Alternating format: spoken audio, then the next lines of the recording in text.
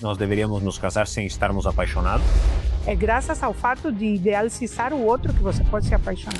Comigo vai ser diferente. Química é química, ou você gosta de alguém ou não gosta. Não se casem apaixonados, apenas se casem. Muitas pessoas brigam da mesma forma por anos, não mudam nada e acabam se divorciando por esse padrão. Eu tinha um paciente que terminou com a namorada porque dizia: ela soprava no meu ouvido quando fazíamos amor. Na vida há várias fases em que a gente casa, se divorcia, volta a namorar e no casamento acontece a mesma coisa.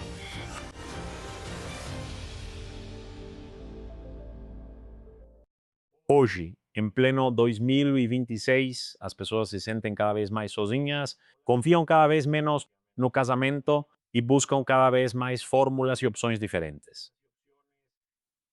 E mesmo assim, quando se apaixonam e estão em um relacionamento, ou até mesmo em relações poliamorosas, acabam enfrentando os mesmos resultados. Alguns florescem e outros se apagam. Alguns encontram companheiros e outros encontram inimigos. É um tema que continuamos desvendando e que a cada vez se torna menos tabú, menos misterioso e que cada vez vemos isso com um pouco mais de clareza. Mas hoje, para ir um pouco mais a fundo nessa missão que tenho de levar vocês nessa jornada de autoconhecimento e reconectar com o seu amor. Está coberto por camadas de carbono, defesas, feridas e outros fatores. Trouxe duas convidadas que são especialistas no assunto e que, além disso, são muito amorosas. Então, essa conversa vai ser deliciosa. Eva Marcus Schamer e Diana Koffer. Eu pronunciei certo? Muito bom. Adoro. Bem-vindos a Johnny Abraham Conquista tu Mundo.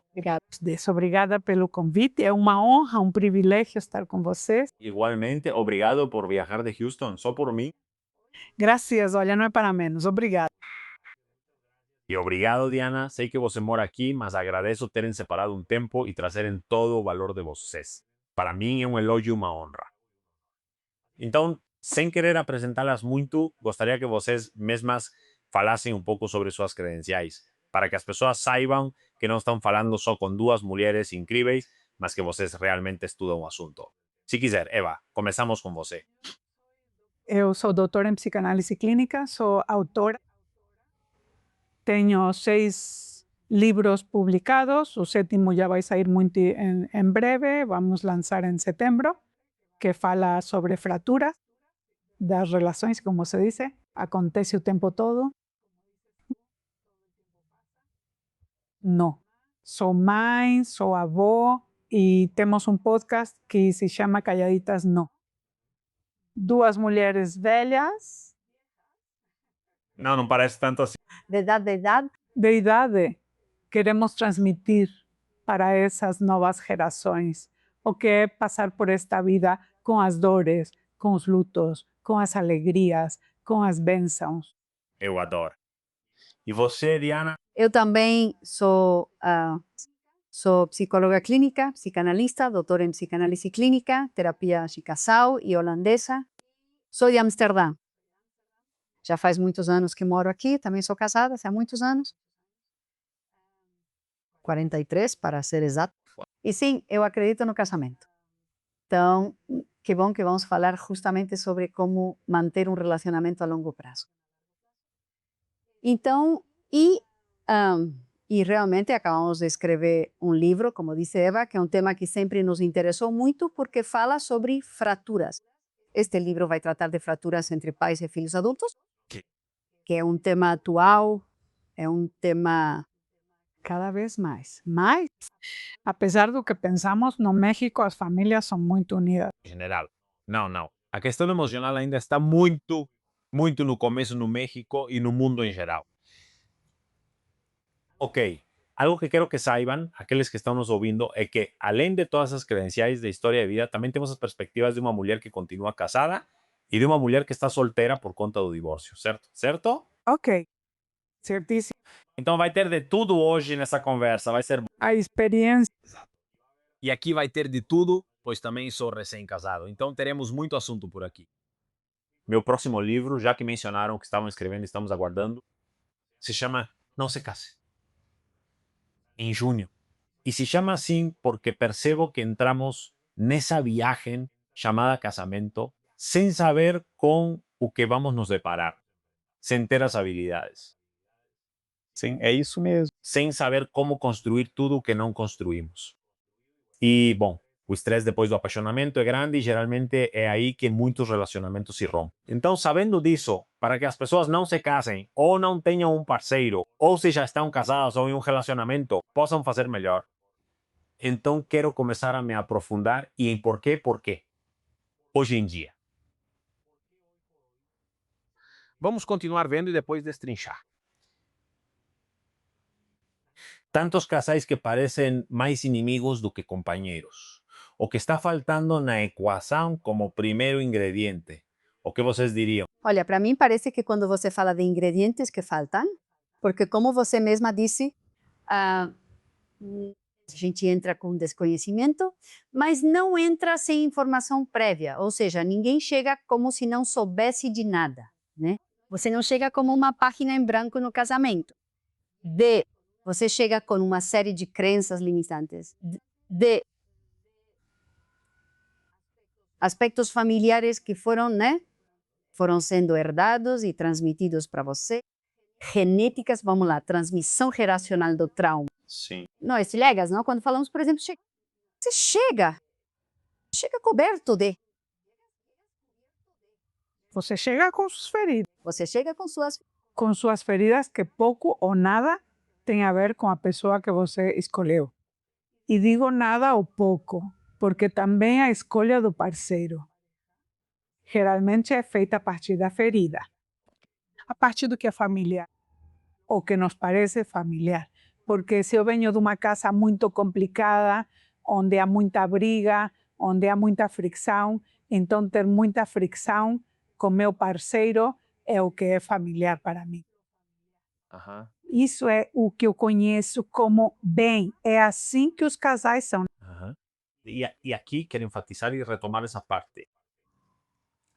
Então, não só viemos despreparados, como também viemos muito contaminados com essa informação. Viemos com uma informação exata. Muito distorcida, cheia de conflitos, de exemplos de pessoas que também não sabiam se relacionar, que também não tiveram aulas de inteligência emocional, comunicação, o que for, na escola. E então a gente fica repetindo, né? Porque é o que é familiar, é o que você está me dizendo. Exatamente. Mas Eva, as pessoas diriam, mas veja, Eva, lá em casa, parecia que tudo estava bem. Tienes. E além disso, por que eu repetiria algo que vai me machucar? Que lógica isso tem? Porque a repetição é inconsciente. Não é que você diga, eu vou fazer igual. Não, todos nós nos casamos para fazer melhor do que os nossos pais fizeram. Ou seja, nós também trazemos geneticamente essa coisa de querer superar e fazemos isso com o propósito de melhorar. Sim, mas a história infantil te marca. Nós nos relacionamos com base na nossa história de infância. Não fazemos isso com o que aprendemos, com o que sabemos. Não fazemos com a teoria. Fazemos isso com o inconsciente. Sim, e além disso, não é uma cópia. O que também precisamos ter cuidado, porque alguém pode dizer, não, mas o meu relacionamento não se parece nada com o dos meus pais, não se parece nada comigo. Não, você é uma pessoa que a partir do que seus pais te deram, a partir do que outras relações na vida te deram, também vai mudando. Vamos ver se entendi, Diana, Eva. Então, entre o que desejamos, que seria o consciente, quero um amor bonito, um relacionamento diferente dos meus pais, algo bom, e o que realmente manifestamos, o inconsciente nos trai. Ou seja, esse gap entre o desejo e o que realmente temos é porque o inconsciente não está bem preparado. Isso é o que está fora da consciência. Desculpa, o inconsciente está super bem preparado. O inconsciente é a parte mais bem preparada que temos. Tá? Você lembra do iceberg, do Freud? Sim, Onde ele dizia que a pontinha era a consciência e o resto o inconsciente. sim. Bom, assim, temos que imaginar essa força que te leva a agir a partir, claro, das suas características, da sua personalidade, do seu histórico, das suas heranças. A transmissão do trauma, a transmissão geracional. Todas essas coisas você traz para o eu. E como você mesma disse, nem tudo é ruim. Você também traz coisas boas. Mas veja, você disse algo muito interessante, que é, a gente busca o conforto. E o conforto também pode estar naquilo que depois você pode ver quando o casamento começa a falhar, como algo muito desconfortável. Manso, o conforto é muito enganoso. Porque você diz, bom, eu reconheço o conforto. Claro, mas quando você está nessa compulsão à repetição, como diz Eva, você não percebe. Claro. Ou seja, que está passando por um momento. Ou seja, além disso, não é inconsciente. Sim. Você não tem consciência disso. Aliás, você chega apaixonado e o enamoramento te trai. É isso que te trai, não o inconsciente. O enamoramento, a idealização, romantizar um relacionamento, né? Que a gente vem com toda essa bagagem cultural de os relacionamentos são lindos, o amor é o máximo, é tão bonito estar em um relacionamento duradouro. Além disso, favorece a longevidade, né? Tem tantos benefícios, todo mundo fala, é o que você tem que fazer. Sim, tudo é muito legal. Mas e a convivência? Uhum. E principalmente, a partir de que parte do inconsciente você vai conviver. Isso mesmo, as pessoas fazem no automático. Esse é o inconsciente, o automático. Sabe o que acontece? A gente acha que o amor e a relação com o outro são instintivos. Aham. E não é instintivo, você tem que aprender a amar o outro. E a partir da escolha que você faz e das características dessa escolha, você vai aprender ou vai caminhar com o outro nesse aprendizado. É uma habilidade. É uma habilidade. Precisamos aprender a amar. Mas aqui vem algo que a Diana disse muito interessante, porque não é só a família ou as questões transgeracionais que nos afetam, mas também. Ok, você está em um encontro com alguém, você se apaixona. Não pergunta nada além da cor favorita e o que faz no fim de semana, e realmente a conversa é muito descontraída, como dizemos no México. Você se apaixona e então para de pensar de forma lógica. Você já está pensando ou consumida por hormônios que trazem uma sensação deliciosa. E depois, quando vem esses ajustes, essa decepção, essa necessidade de se adaptar e aprender, nós nos machucamos tanto que as pessoas começam a construir ainda mais crenças limitantes sobre o amor, começam a desistir ainda mais do amor Defensivo. e, em vez de aprender com a experiência, como vocês dizem, ou repetem ou se fecham, e então todos os homens são os filhos da mãe, ou todas as mulheres são umas não sei o quê, ou o amor não existe, mas nunca olham para dentro. Acho que antes de tudo, Johnny, eu acho que temos que começar entendendo o que é o enamoramento. Não, porque o apaixonamento tem uma particularidade muito interessante. Se eu, ao me apaixonar pelo outro, projeto toda a minha energia do desejo, o anseio no outro. Mas além disso, desculpa, uma parte é você também. Não, ok, desculpa, nós interrompemos. Então, você fica esvaziado porque toda essa libido é colocada no outro. Não. Você já passou por isso antes, não é? Talvez mais jovem, você não viveu isso, que não falou comigo. E com certeza aquela cara que ela fez era tipo, eu cheguei no ensino médio e ela nem me olhou porque estava conversando com as amigas ou com os amigos. Então, se você está nesse vazio, é porque falta uma construção de si mesma. Por quê? Porque você colocou tudo no outro. Isso é o que Freud chamava de psicose do apaixonamento. O que ocorre depois de alguns meses? Era disso que você falava? O que acontece é que você não pode ficar sem a sua própria energia. Claro. Você já não começa a conhecer o outro, você começa a se acalmar, começa a sentir que, bom, se você já sabe para onde as coisas vão, não. Da próxima vez que eu a vir, o que ela vai me dizer, como ela vai atender o telefone, todas essas coisas. Sim, do dia a dia. Ok. Então eu recupero minha energia, minha libido, eu recupero porque senão eu fico meio boba. Se você não funciona, não está obcecado pelo outro. Você não consegue comer, não consegue dormir, não consegue trabalhar, não consegue estudar, não. E a gente já viu isso. Você vê na cara de bobos de alguns, né? de algum apaixonados, porque esses não babam. Bom, quando você retira essa energia do outro, bom, então, claro, para tudo isso o outro está fazendo o mesmo. Claro. Então, você...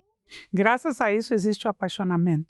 Também é preciso dizer isso, porque vem graças ao fato de você idealizar o outro.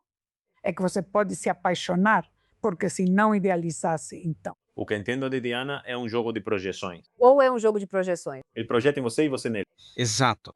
E tudo que você mencionou no começo que era bom, o que trazemos para a mesa quando está essa primeira vez. Que agora vamos dos aplicativos de namoro, que também são muito interessantes.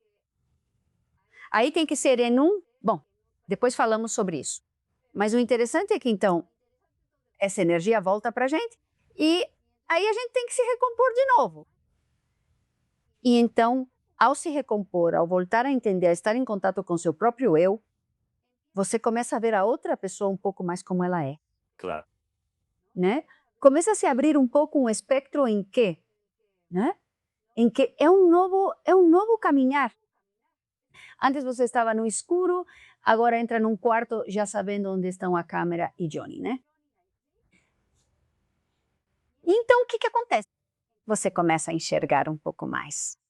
Justo. O véu cai dos seus olhos. A idealização começa a falhar porque você já começa a enxergar o outro, a outra pessoa. E isso acontece para cada um em momentos diferentes do relacionamento. Tem pessoas que são mais realistas e a idealização dura menos. Há outros que podem se casar idealizando a outra pessoa. Por isso acontecem muito esses divórcios em que as pessoas se casam e 2 meses depois já estão divorciadas. Claro. É aí que eu quero entrar nisso. Eu sempre disse que existe a fase do namoro, depois do namoramento, depois a fase dos ajustes, e então saberemos se o amor bonito se consolida ou se entramos em um luto. Mas no enamoramento, geralmente você está, como você disse, em sessões muito editadas. O jantar romântico, ir ao cinema, os amigos, tudo, há muitas distrações. E além disso, seus hormônios estão, e sabe, Sabe qual é a armadilha? Você mostra o melhor de si. também, você está tentando conquistar. Quando você diz editado, não é só o ambiente, você mostra a sua melhor versão. Sim, porque você quer conquistar e que aconteça, além de ser muito sustentável. 2 ou 3 horas por dia. Ou 2 meses. Sim, mas morar com alguém... E aqui vem o grande assunto. Quando as pessoas vão morar juntas ou se casam, aparece essa parte que vocês dizem que a idealização cai e você começa a ver todas as facetas do outro. E então, aqui eu queria dizer ou perguntar, a gente deveria se casar sem estar apaixonado? Alain de Botton recomenda que no primeiro encontro você não pergunte sobre as qualidades da pessoa. Pergunte logo de cara. Quais são os seus defeitos? Quais são as suas loucuras? Quais são as suas loucuras? Não? E se essa pessoa pode te contar sua loucura, então vem um segundo encontro. Se ela diz, eu louca, eu sou perfeita, não tenho nenhum, não cometo erros, aí para mim já era. Corre. Você será o único humano. Corre, exatamente. Corre, porque ela já está se defendendo. O que acontece é que se você pede para o outro contar suas loucuras, sim, você teria que falar suas próprias loucuras. Claro, é difícil ouvir a loucura do outro. O que acontece é que o outro pode falar sobre suas loucuras, mas se você está negada a ouvir a loucura porque você não consegue ouvir a sua própria loucura, então é aí que entra a idealização. Ai, não importa que, sei lá, que ele tirou a meleca. Depois ele vai mudar. Eu mudo ele, né? Se você vem de um lugar, depois ele vai mudar. Era tipo, comigo vai ser diferente. Sim. Comigo vai ser diferente. Sim, isso acontece bastante. Tudo. E bem antes de chegar nessa coisa de querer mudar o outro, que é um sinal claríssimo de muitas coisas. A parte que dizem de como te odia. Ser vulnerável, pois já ouvi mulheres dizerem: Johnny, gosto de conversar com você porque é um homem vulnerável, conectado às emoções, tudo te odeia. Às vezes desejo que sejamos mais homens e conectados com essas emoções. Sim. Mas ela diz: quando tento trazer assuntos profundos numa conversa ou tocar em temas vulneráveis, uma amiga me disse: comigo já aconteceram 2 coisas. Ou se isolam e se defendem, como disse Eva. às vezes se abrem e depois param de falar comigo. Bem, isso acontece muito e também acontece no consultório. As confissões são perigosas. Principalmente no começo quando você ainda não sabe como é a relação. Sim, porque aquela pessoa que se confessou sem sentir confiança e fez isso meio que de repente para desabafar, depois se arrepende e sente vergonha. E a vergonha às vezes não ajuda. Sim. É tão interessante essa outra conversa que depois acontece, sim, com pessoas que você não conhece. E no aeroporto, no avião, em um trem, não pode descer do avião e dizer: Exato. por que eu disse tudo isso para ele?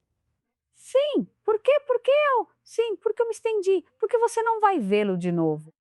Com essa dor, né? Você não vai vê-lo de novo. Porque não tem você não precisa lidar depois com a resposta emocional do do outro. Ok, então, como poderíamos ajudar a melhorar isso?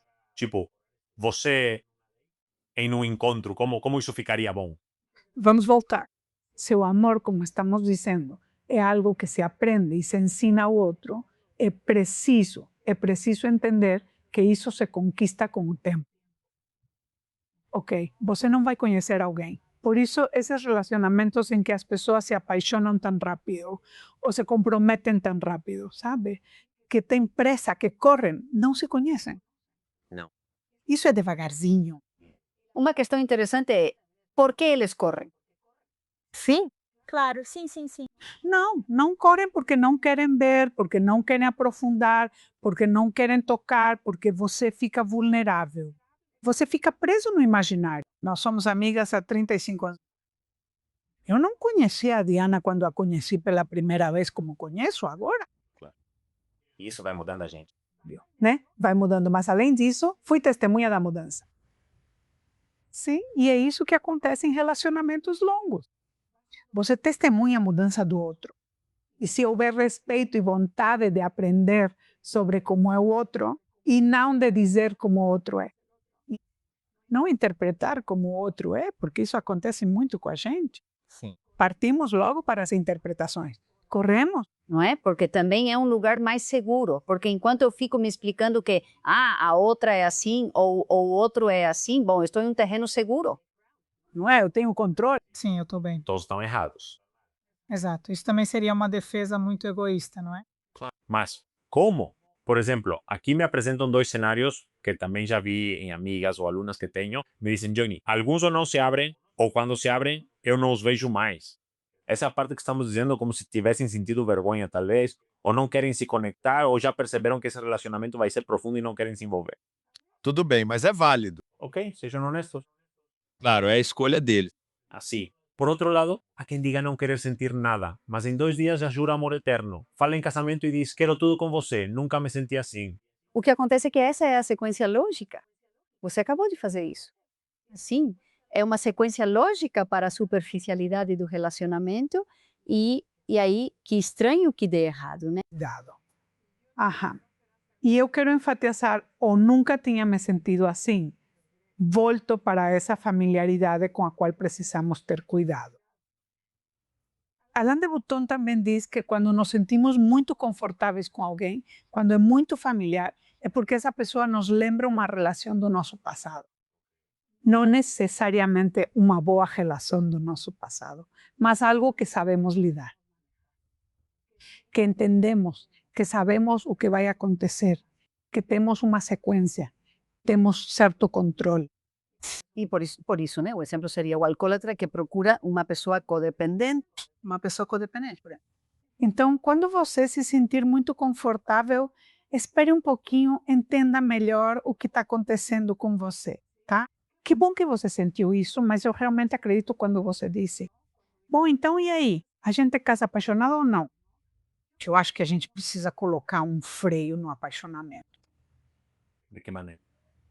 sendo mais conscientes. Vou ver o Juan e quero conhecer o Juan.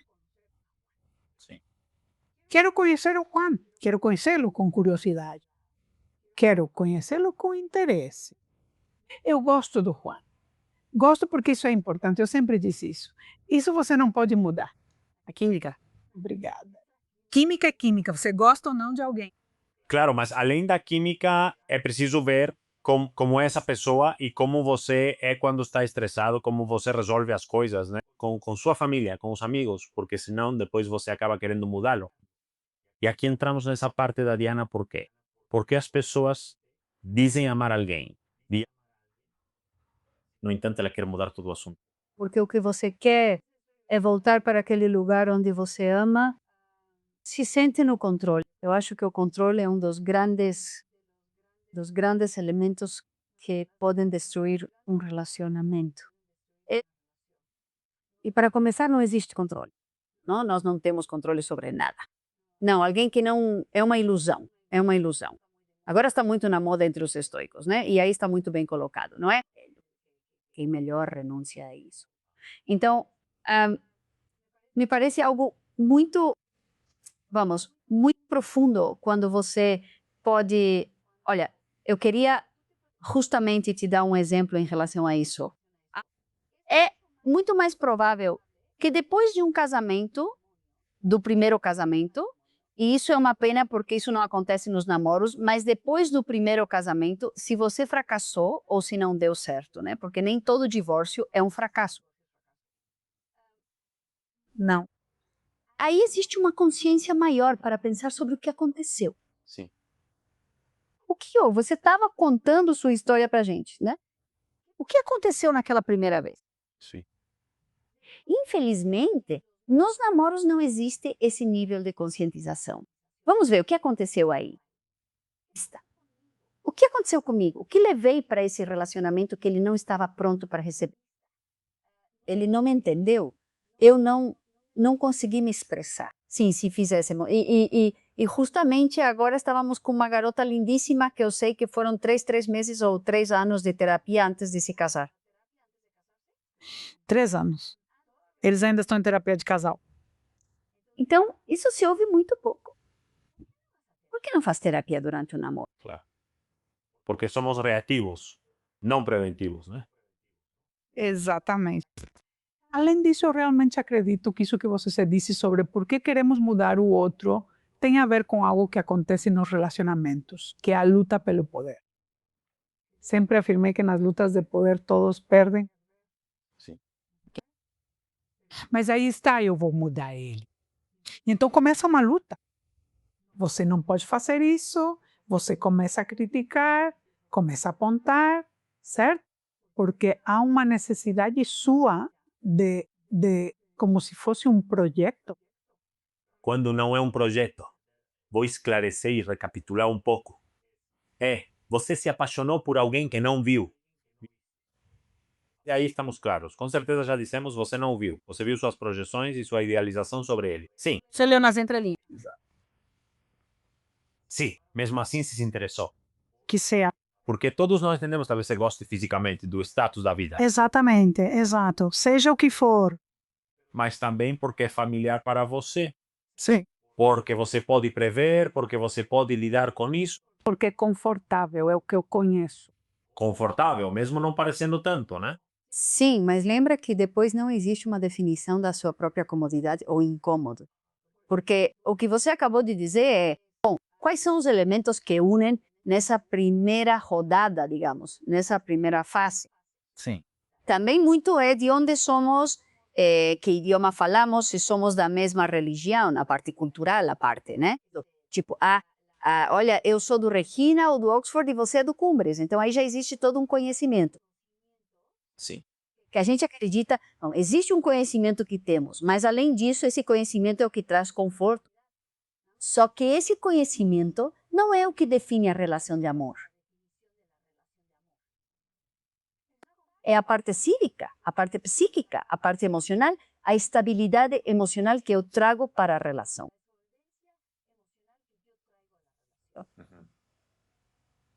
Todas essas, e é por isso que muitos casamentos aguentam. O dependente químico está confortável com o codependente, mas isso não quer dizer que seja uma boa relação. Claro. Faz o encaixe traumático. Sim. Mas não precisa ser necessariamente trauma, não? Há muitas coisas que podem nos afetar.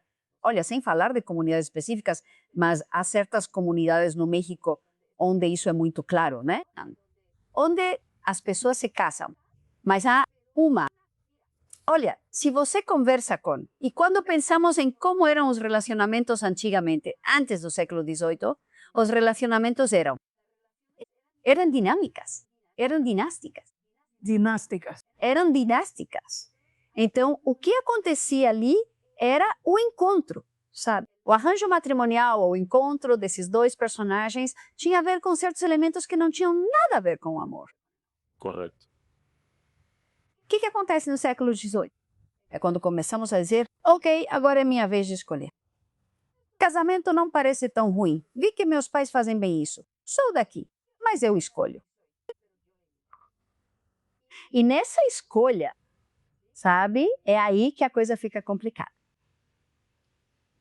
E exatamente. Pois é tudo isso que vivemos hoje. Exatamente. Destrinchando isso, Ninguém nos ensinou, mas além de ninguém ter nos ensinado, carregamos muita bagagem, muitos condicionamentos, muitas coisas. E além disso, não queremos ensinar ao outro.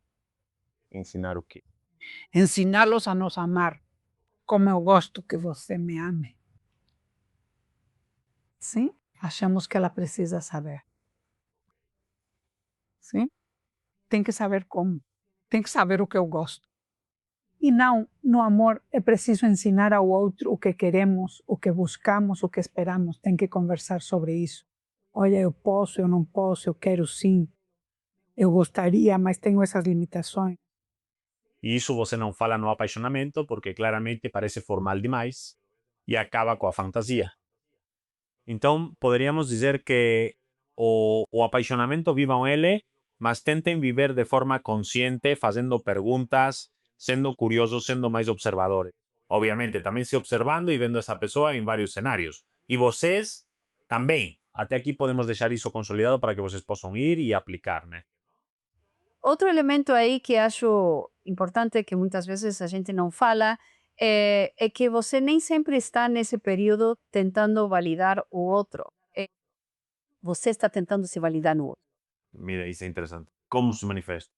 Bem, isso aparece quando você pensa na sexualidade, não sei, estou falando da feminina, né? Ou da masculina, tanto faz. A sexualidade nos anos, no começo dos 20 anos, ou dos 20 aos 30, sim, é uma sexualidade que tem a ver com o que você quer mostrar. Sim. Você não está pensando em como eu quero exercer minha sexualidade. E muito menos dizer isso. Eu dizer para ele, né? Dos 20 aos 30 anos, para a parceira, olha, é assim que eu gosto. Você teria que ter um autoconhecimento enorme. Claro. Não. O que eu quero é, né? Qual é o discurso? O que eu quero é te agradar, quero estar bonita para você. Quero que você fique satisfeito, né? Mas, claro, o que isso vai fazendo? Vai fazendo com que você não se conheça. O que foi que você disse, Eva? Que você mostra uma versão de si mesma, que é a que você quer mostrar, Claro. para validar essa versão. No meu caso, Faço isso para que gostem de você, pois no fundo todos queremos ser queridos. e aí entra o lado familiar, porque, digo, no meu caso, sem entrar numa psicanálise, mas eu percebi em certos relacionamentos, principalmente no último, com Karen, com quem sou casado, que eu entrei por uma porta igual, achando que estava muito consciente, mas entrei nesse papel de forte, a partir desse arquétipo de que eu vou te dar todo o mundo, porque foi isso que aprendi quando era pequeno, a ser muito útil. Porque não tem mais. Muito masculino, provedores. Sim, sem machismo, sem submeter ninguém, nada disso. Mas foi como se eu visse essa oportunidade, sabe? Então eu gostava desse ponto, até que comecei a me cansar. E aí eu disse, peraí, acho que precisamos ser nós dois juntos. A gente conversou, trabalhou e fez várias coisas. Mas eu falo isso e compartilho totalmente de forma honesta e vulnerável, porque isso acontece com todos nós. Nós mudamos. E eu diria quantas e qual porcentagem, só por brincar, sem ser tão estatístico, mas você diria quais relações entram pela porta da ideia e quais pela consciência? 70%. Pela ferida. Pela ferida, que se diria. É isso que dizem. Para, sem começar, 50% dos seres humanos têm um tipo de apego evitativo ou ansioso? Por cento. Altíssimo. É altíssimo. Altíssimo. Ok? Aí, e nesse tipo de apego, já existe uma ferida. E aí entraríamos nessa etapa de ajustes. Os óculos cor-de-rosa caem. Estou adorando como estamos passando pelas etapas. Você já escolheu. No melhor dos casos, você não se casou ou não teve filhos. Agora vai enfrentar os verdadeiros desafios para ver se consegue. E muitas vezes, desculpa te interromper, mas os filhos chegam justamente nesses ajustes, né? Não dá para ver. Não foram feitos. A negação de se tocarmos nesse ajuste. É um pouco como se você tivesse dito, bom, ao invés de dizer que na verdade já cansei de carregar tudo, sabe? Desse lugar emocional, é melhor termos um filho.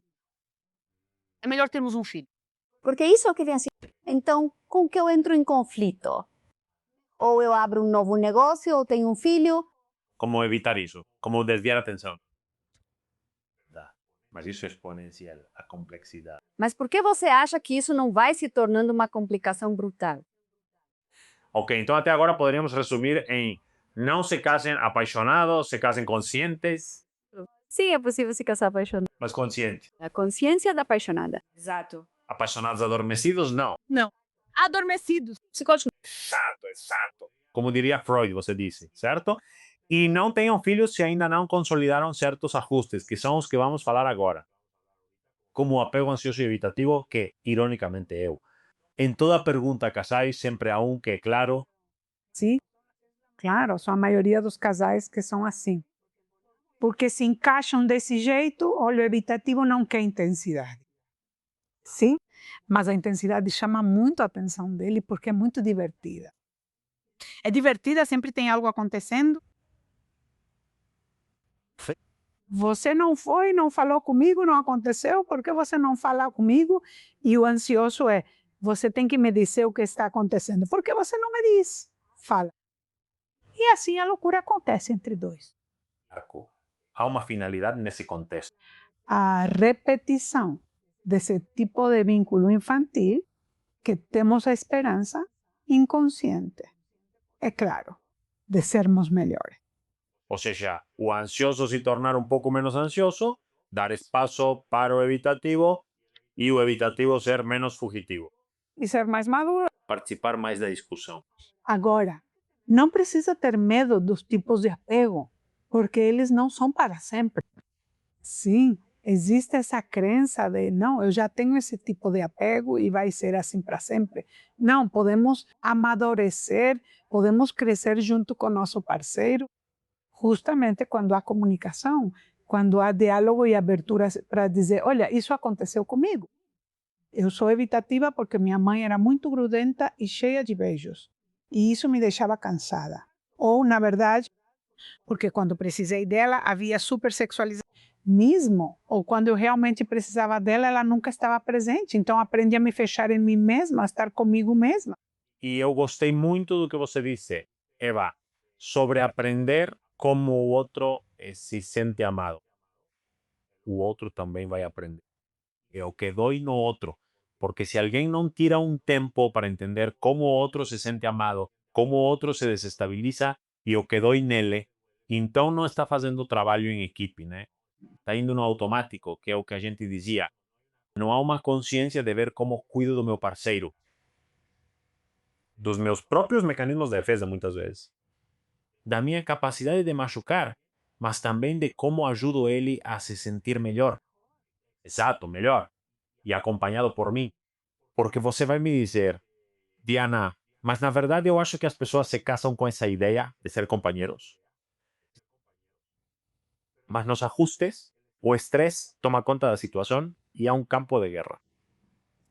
Bom, eu acho que esse campo de guerra não é só o estresse e o desajuste. Não? Eu acho que também depende de como vamos mostrando essas características que usamos, né? Moses? Não, nos diferentes estilos de apego que podemos ter.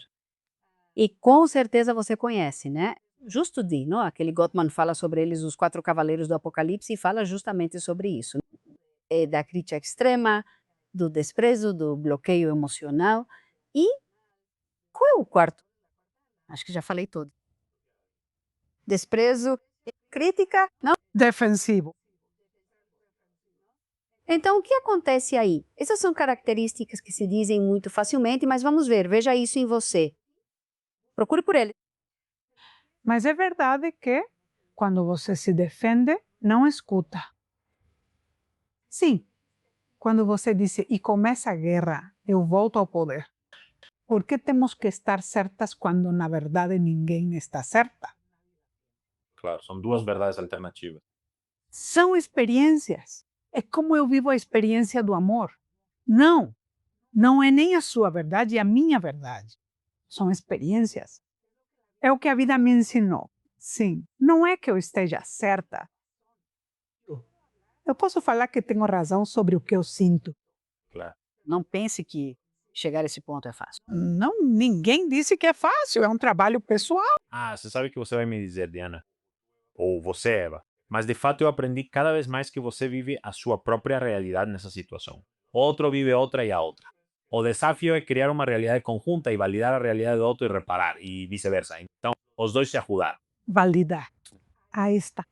Mas o problema é o que você disse, Diana, que estamos olhando para fora. O culpado é o outro. Eu não tenho nenhum problema. Sempre é assim. Então, o que vocês recomendam assim, de modo geral, para começarmos a olhar para nós mesmos depois de uma discussão ou depois de um conflito no casal? Tirar um tempo, antes de tudo, esfriar a cabeça, sabe? E pensar, como eu contribuí para esse desencontro? Ok. Depois a gente pensa assim, como que parte de mim entrou em jogo ali? Por que isso me afetou tanto? O que isso tem a ver comigo, com a minha infância, com o meu passado, com outros relacionamentos? Porque acabamos colocando muitas coisas que não são do outro. Então, quando você sente uma raiva profunda em relação a isso, não é do outro, tá? É seu. Sempre é seu. Sempre é seu. Sempre é seu. Quando é muito intenso. Ele pode ter desencadeado isso em você. Sim. Mas a origem é infantil e é sua. Bem, ok. O que você diria? Tudo bem. Olha, eu acho que quando, e você acabou de mencionar essas duas perspectivas, né?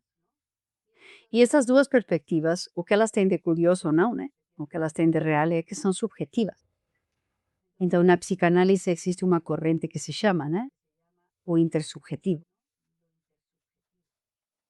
E na terapia de casal, existe um espaço onde, quando você pega os dois sujeitos subjetivos, sabe?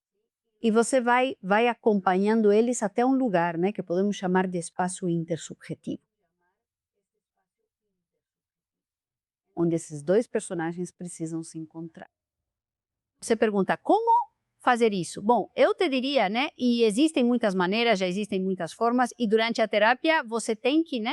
Você tem que trazer isso para cá, porque nem todo mundo entende e nem todo mundo consegue colocar em prática. Porque muitas vezes, quando o conflito já está em um nível tão alto, a empatia começa a falhar muito.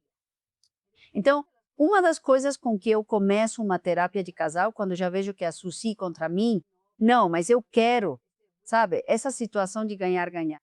Sim, é um pouco como dizer para eles, vamos começar ouvindo, vamos começar com uma escuta ativa. Sim. Como é a escuta ativa? Bem, a escuta ativa é eu te escuto, tá?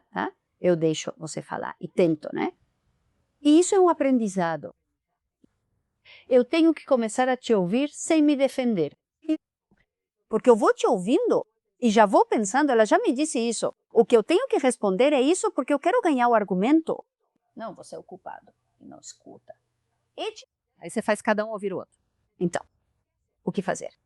Bem, é quase muito, depois é um pouco. É muito plástico, mas são 20 minutos você e eu, e você vai me ouvir.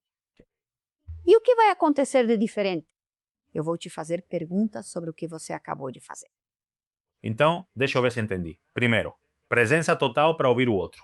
Isso mesmo. E escuta ativa, porque eu não tenho que ouvir a minha cabeça, tenho que estar ouvindo ele sem ficar me contando histórias, né? Disse. Já que ele fala, se entendi bem o que você diz, fico curioso sobre o que ele diz. Quero saber mais sobre o que está dizendo para ele. Ei, você me disse que sim, não foi? Que, na verdade, a sua maneira de controlar o dinheiro na relação é uma forma assim porque você quer me manter restrita e quer que eu esteja sempre às suas ordens, sempre te perguntando se você vai me dar ou depositar dinheiro. A típica sexualidade, economia, famílias políticas são os 3 grandes ramos, né, do conflito. Então, eu posso te ouvir? O que eu posso ouvir de você? Posso te ouvir dizendo isso para mim, Avaro. Avaro não tem... Como te chamo? Avaro. Avaro. Posso ouvir que não mereço o dinheiro que me dá, posso ouvir muitas coisas. Então, o que acontece? O que você já estou começando a me defender, porque, claro, eu te dou o que tenho desse lugar subjetivo. Claro. De generosidade ou porque quero prover, porque sim, porque é o que eu tenho, não tenho mais e você está me pedindo mais, então isso me faz sentir mal. Então, começa, ou seja, em um assunto, pode começar uma série de explosões terríveis. Ok. Então, precisamos trazer isso para a realidade. Vamos ver, você acabou de me dizer que... Você fez, Johnny, com a gente. Aprofundar. O que você fez foi repetir o que dissemos. Você fez sotaque. Não, mas faz parte disso. É como repetir e perguntar. É o que ele fez. Estou vendo se entendo. Exato. Porque então, talvez, se você não me esclarecer... E depois você faz mais perguntas. Adoro. Obrigado pela observação. E então? E então, bom, você vai tendo mais informação. Sim. E então, o que você começa a fazer? Você começa a desconstruir a defesa. Uhum. Isso parece fácil dizer. Mas o que acontece nos casamentos? Também aprendemos a brigar. Já temos doutorado em brigas. Eu já sei como você vai reagir, eu vou acabar chorando. E você vai ficar assim, né? Se sentindo mal porque eu chorei a manhã inteira. E então, esse é o padrão de comportamento que vamos repetir e repetir e repetir. Você mencionou algo interessante e é nisso que vou focar, se o mosquito permitir. Sim, é mesmo. Primeiro, eu adoro e vou recapitular, é isso. Vamos tentar não interpretar tanto o que o outro nos diz, mas realmente aprofundar, esclarecer e confirmar. Se o que o outro está nos dizendo e o que estamos entendendo é a mesma coisa. Como alinhar essa realidade. Se sim, então incrível. E vamos reduzindo essa interpretação que, claro, requer prática. Os primeiros números às vezes não vão sair. E vamos lutar em um nível muito difícil. Mas se tem algo que as pessoas que começam a se observar, como você disse, começam a notar semelhança. Um padrão é, sempre brigamos do mesmo jeito. Sempre começa assim e termina assim. E depois fazemos as pazes mais ou menos assim. Então, quando você já detectou esse padrão, pode ir quebrando os elos. Tanto. E fazer coisas diferentes e praticar até reinventar isso. Mas, e aqui vem o importante. Muitas pessoas continuam brigando do mesmo jeito durante anos, não reinventam nada e acabam se divorciando por esse padrão porque não se observaram. Ou porque estavam confortáveis. Você lembra que falávamos sobre a comunidade transgeracional? Meus pais brigavam assim e funcionava muito bem. Eles estão casados há 72 anos. É normal. É normal. Assim que as coisas são. E relações. Mesmo que te estresse, você aguenta tudo. Não. Analisado. Fizemos análise? É que há uma diferença brutal. E somos outras gerações. Pois é. Nossos pais aguentaram muito mais coisas do que nós decidimos aguentar. Claro. E o que acontece se, por exemplo, durante anos, não vamos pensar em 10 anos, mas 2, 3, 4 anos, esse padrão? Sim, está claro que um tenta mudar isso, mas o outro não. Fica claro para mim que existem ferramentas, cursos, terapia e tudo mais. Mas o que acontece quando uma das duas pessoas não está ajudando a quebrar o padrão? É realmente possível quebrar isso? Tarlo. Não dá para quebrar. 69% dos conflitos de um casal vão se repetir para sempre. E é preciso aceitar isso. Sempre são as mesmas. Tem que aceitar do jeito que é. Ou seja, você vai brigar daqui até 2026, tá? Com a Karen, e em 2035 a gente vai conversar, você e eu, e você vai me contar. A gente sempre briga por causa da minha mãe, ou sempre briga por dinheiro, ou sempre briga porque esses assuntos sempre se repetem. Podemos entender por que brigamos. Claro. Sim, podemos. Mas você não pode mudar sua mãe, nem pode aceitar o cachorro que não queria. Mas vocês compartilham uma vida. Então você tem que fazer esse ajuste, né? A gente faz ajuste. Então, o que muda? Se o assunto não muda, o que muda? Saber brigar. Saber, vamos saber onde está o elemento principal da mutualidade. Em termos mais simples, por favor. A mutualidade é: eu posso pensar o que você está pensando, não como uma clarividente. Não é como se houvesse, sim, esse Uri Geller aqui, não. Estamos falando do Ijo. Já sei por onde você vai. Já sei que seu pai te batia quando você era pequena e sua primeira reação sempre é defensiva porque eu já sei, eu te conheço. Claro, mas na mutualidade, onde eu posso entender isso, é daí que eu vou gerar uma visão um pouco mais ampla. Claro. Para aceitar. ¿sí? Y empatizar con otro y poder dizer para o outro, olha, estamos repetindo, vamos respirar um pouco, tá? Isso não vai nos levar a lugar nenhum, tá? Eu gostaria disso especificamente de você. Você acha que pode me dar isso? Porque também você começa com uma briga e acaba falando de outras coisas. Sim, ou seja, você se descontrola, você traz o passado e há 10 anos você me disse porque o que aconteceu há 10 anos não foi resolvido. Por isso você traz isso de volta. Sim. Porque não foi resolvido. Sim. Mas também, e isso é muito importante o que você está dizendo, também é importante entender que os grandes conflitos, os grandes traumas de um relacionamento, digamos a infidelidade, né? Houve uma infidelidade, caiu como uma bomba nuclear no relacionamento, mas não destruiu o relacionamento. O que destrói um relacionamento são as microagressões. Sim. Que se repetem e se repetem e se repetem. Sim, tipo, Não te chuto, mas te belisco todos os dias.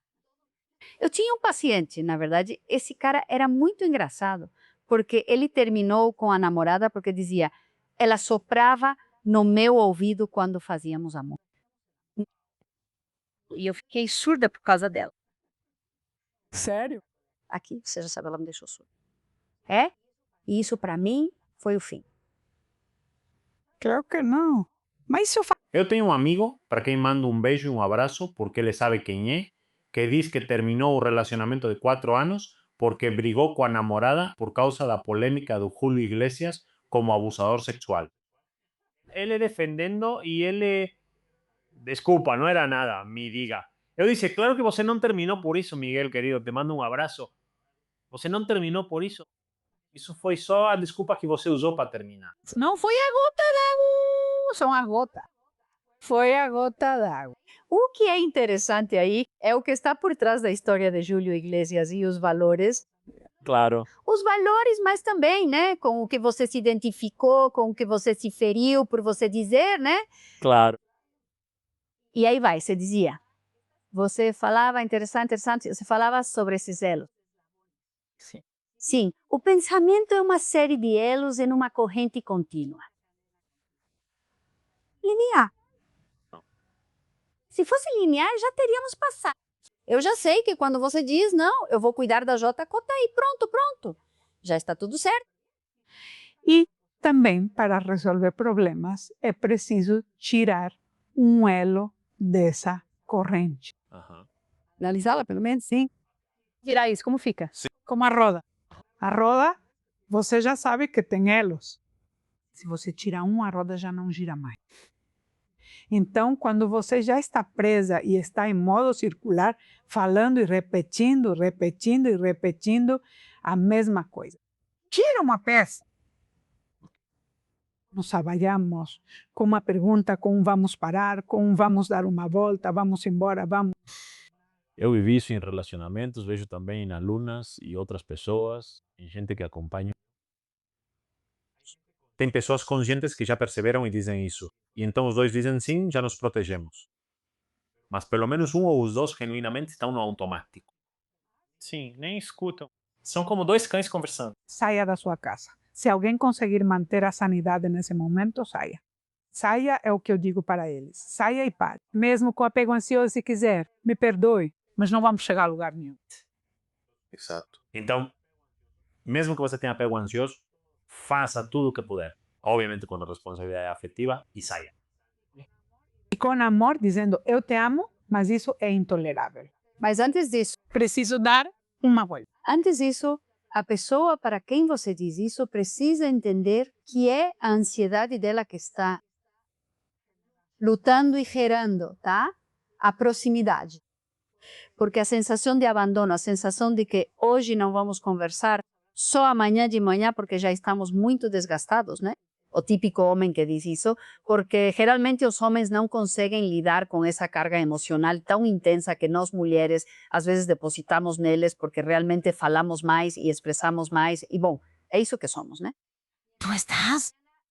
Não, amanhã quero apenas dormir e fecha a porta. E você? E então dizer para o outro: amanhã a gente conversa, porque hoje, quando essa pessoa não entende que o que está sentindo é uma dor sem nome. Se você parar de falar comigo, se não resolvermos isso hoje, sim, se a pessoa não entende isso, toda essa técnica não tem nenhum valor. Não vai ter resultado. Claro, mas se pudéssemos, Você me diga uma coisa, o que aconteceria? Não, eu só coloco isso aqui por curiosidade. Que antes de fazer isso, vamos dar as mãos por um segundo. Vamos parar essa briga. Sabe o que acontece? No automático você tira a mão, não acontece nada. Não, e fazem um show. É complicado. Estar no não por falta de compreensão do que está acontecendo. É que eu realmente acho que o que você está dizendo é o ideal. Sim, é o ideal. Mas precisamos aprender a nos autorregular. Sim. Essa é uma tarefa pessoal. Sim. E é urgente para nós. Podemos ter apego ansioso, apego evitativo ou qualquer outro tipo de apego que você quiser. Precisamos aprender a regular. essa palavra é super importante. Autorregular-nos.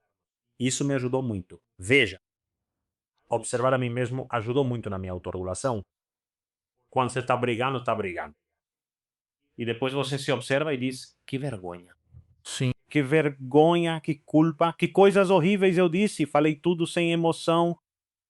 Não é para rir por emoção ou se martirizar, mas para afirmar, não quero ser assim novamente. Para evitar voltar a ser assim, preciso que, quando o padrão surgir, eu tente agir diferente, mesmo que seja difícil ou eu tropece. Dar um passo atrás e me autorregular. Mas algo que eu também percebi que pode funcionar muito é a corregulação. Vocês vão me dizer o que acham, mas se tiver alguém um pouco mais tranquilo, Com apego mais seguro. tem que criar um espaço para que o outro também use, mas que use mesmo. Porque depois fica brigando. Então, por exemplo, aqui que você diz que tem um que quer conversar amanhã e o outro quer resolver agora, e quando te diz a gente conversa amanhã, para você um golpe baixo.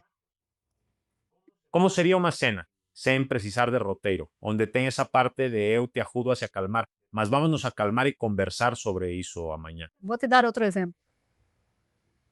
Se a única maneira que eu aprendi em um conflito é te dar um golpe, porque foi assim que eu aprendi, eu fui criada à base de agressões, sabe? Tenho uma impulsividade enorme.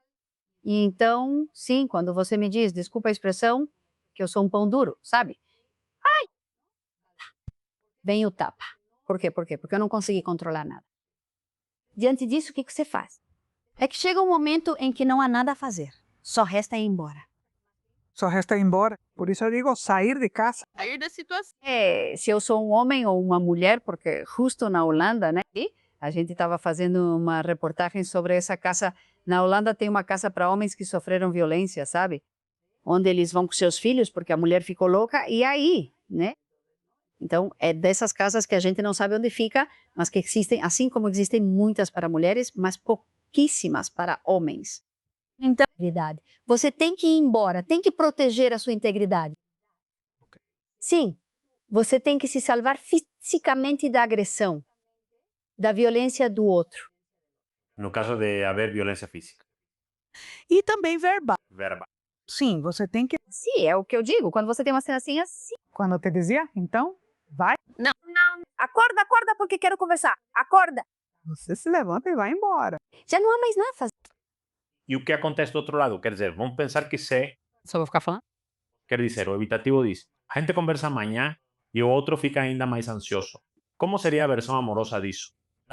Se a pessoa evita, o outro pensa, então já era, não posso conversar com ela ou ele.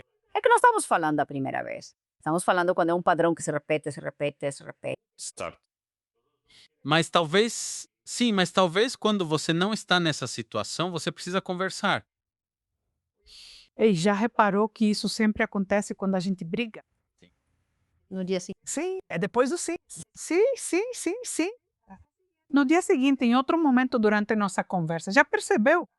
Olha, sabe de uma coisa? Essas brigas me deixam muito mal. Sim. Eu não gosto disso. Como é que a gente pode saber se há progresso ou não? Porque as coisas são faladas, são ditas, são apontadas. Aparentemente, no estado zen, com um cafezinho, todo mundo entende e naquele sim, eu percebi, desculpa. O padrão se ativa e o padrão volta. Então, quanto ou que precisa acontecer ou ser visto ou tudo isso para que você diga, bom, sim, eu continuo nesse relacionamento porque estamos progredindo.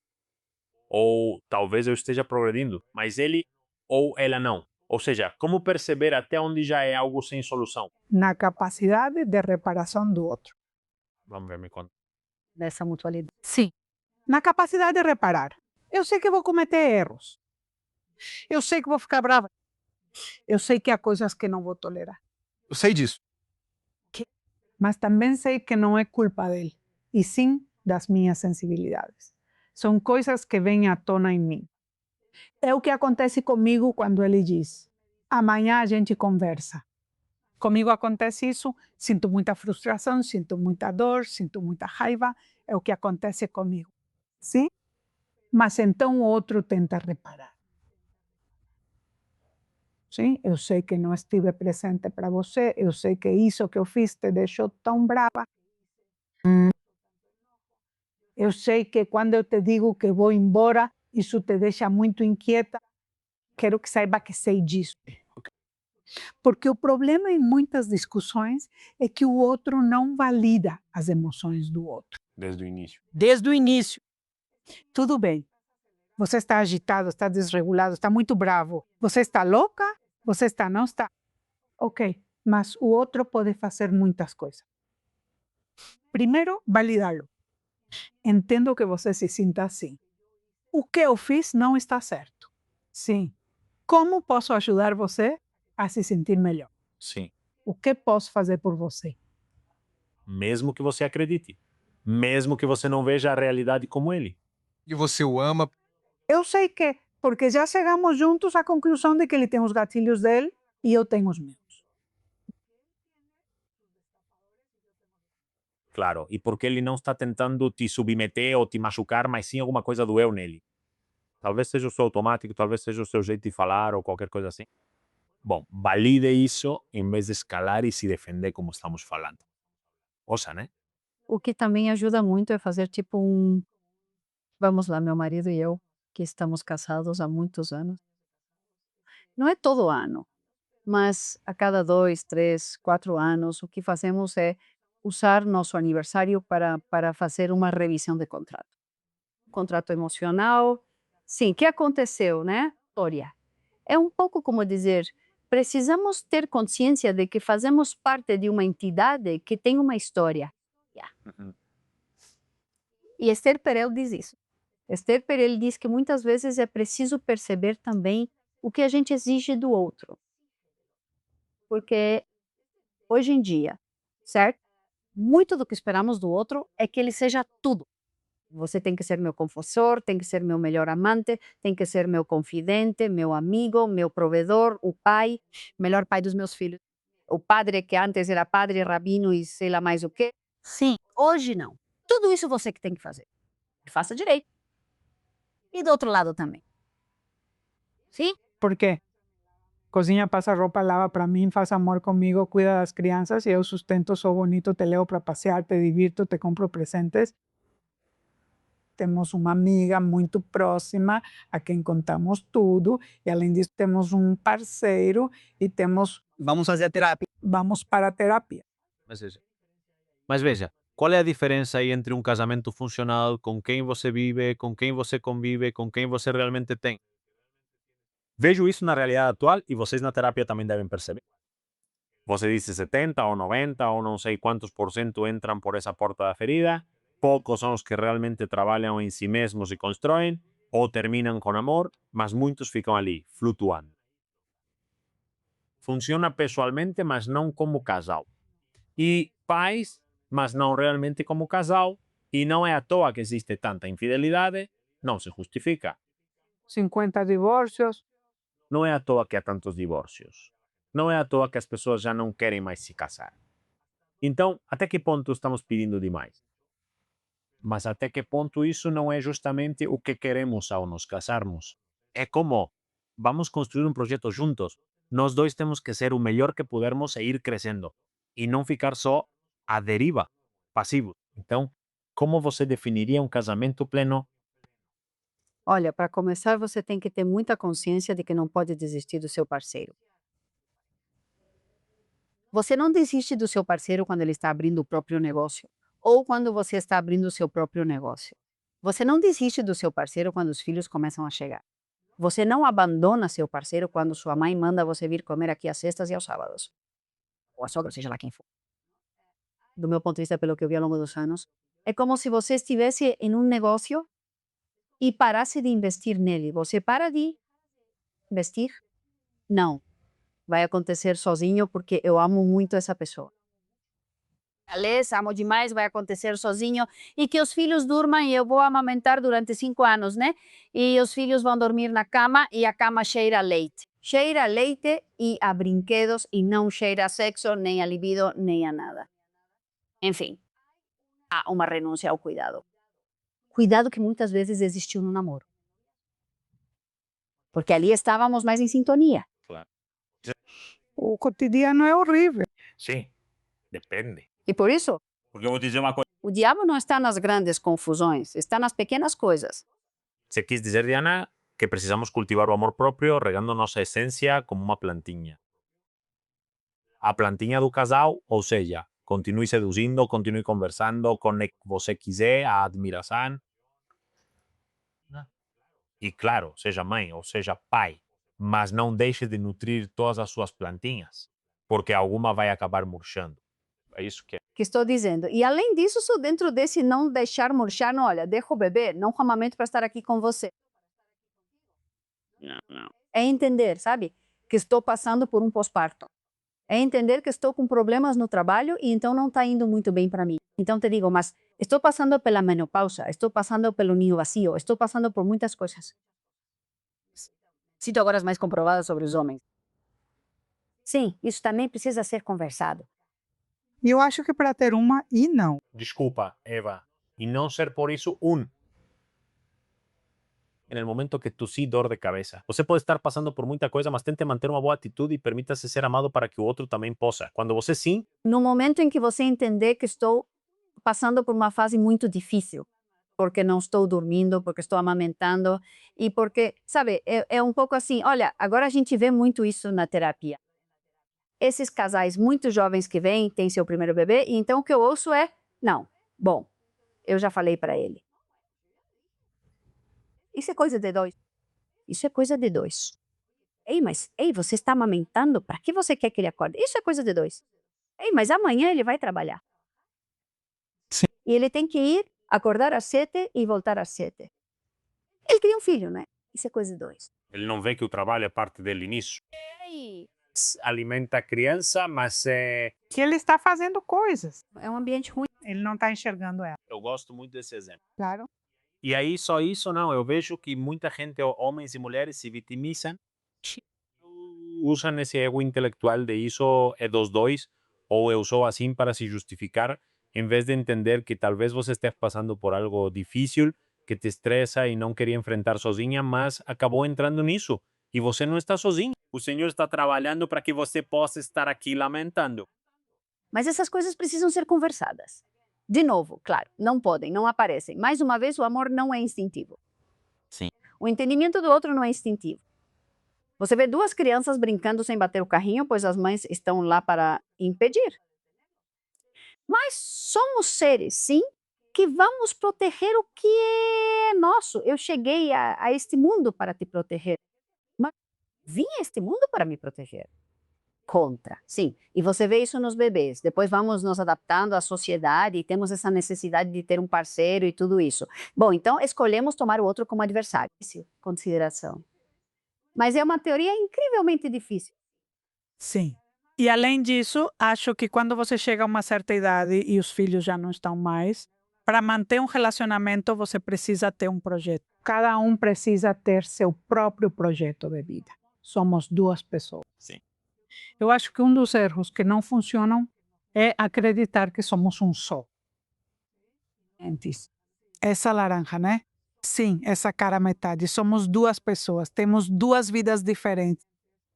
Queremos duas coisas diferentes. Eu vou te ajudar a crescer, você vai me ajudar a crescer, ser cúmplice dessa outra etapa.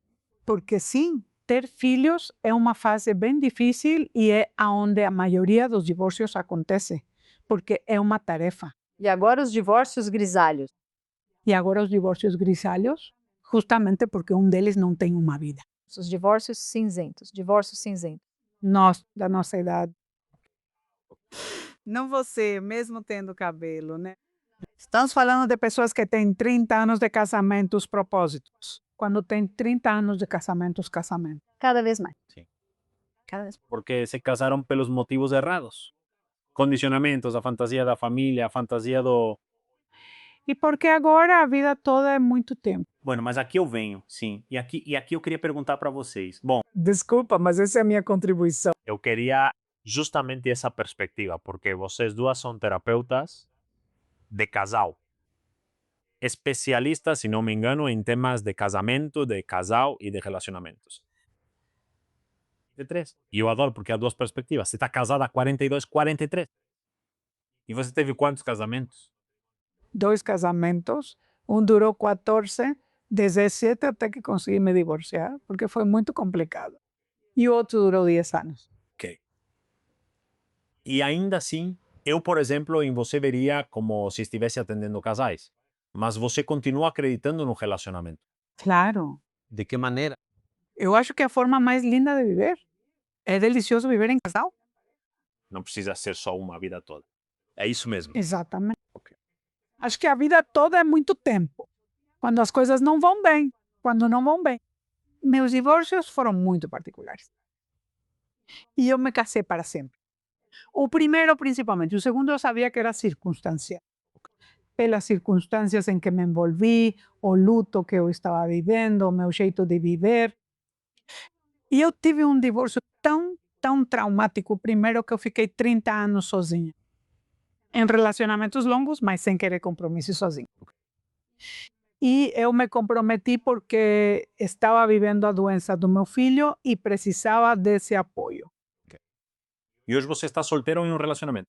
Hoje eu estou solteira. E assim, falando sério, na lata, como a gente diz no México. Veja, muita gente que se divorcia, eu pergunto, você está feliz? Na verdade, perguntei isso ao seu irmão. Mas ele é um caso à parte. Essa parte. Essa parte. Mas eu te pergunto, se você pudesse escolher voltar no tempo e viver os melhores anos do seu casamento, ou viver sua solteirice, com o que você ficaria? Ah, solteira. Não, quase todos me dizem solteiro. Porque você descobre na solteirice após o divórcio que antes não sabia. E olha, não digo que não vou me relacionar de novo, porque acho que algo que fazemos e precisamos levar em conta é que nos casamos, nos divorciamos e voltamos a procurar um parceiro. Ou seja, o tempo todo estamos sim.